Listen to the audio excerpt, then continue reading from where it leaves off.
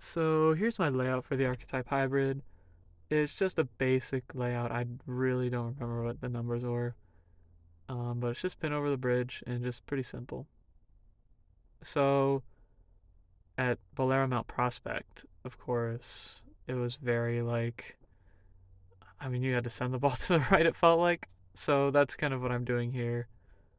And, my first impressions with this ball are like, again, I'm thinking like it's going to be closer to a brutal collision because this is kind of what the brutal collision looks like. The neon colors with like a lower RG core. I mean, the brutal collision is pretty low RG core. I think this one's not as low, but regardless, I mean, see, this ball likes to dig a lot, but it doesn't really like to roll. I mean, like, you really have to like give it time to hook in order for it to like roll into the pocket. So that's why throwing it slower in this instance looks really good. Now I'm moving way right and taking some hand out of it and just kind of playing some different angles with it. But, I still kind of have to be like a little bit slower, as you can clearly tell. It just, it, yeah, it kind of doesn't really like to get in that roll phase. So, of course, I'm going to compare it to the mindset here, a polished mindset. Um, and this ball is just going to overall just be earlier. And I don't know about smoother in the back, but for sure earlier. That's a dirty 9 pin there.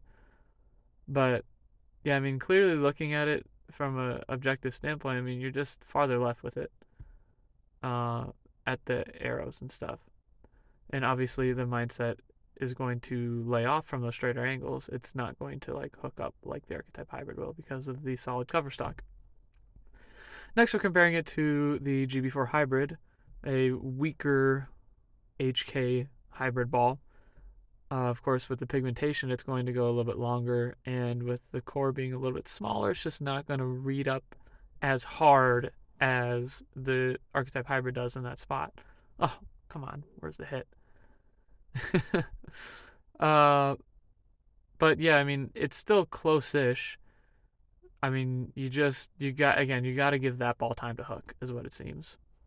Next, we'll compare it to an HK solid ball here, the Piranha, and yeah, I mean, as we'll see in the video here, the Piranha, like, it just has more overall hook. Like, I wouldn't say that it's stronger. It just has more overall hook when it, like, reads the spot. So, actually, no, wait, no, then that's literally the definition of stronger. What am I saying?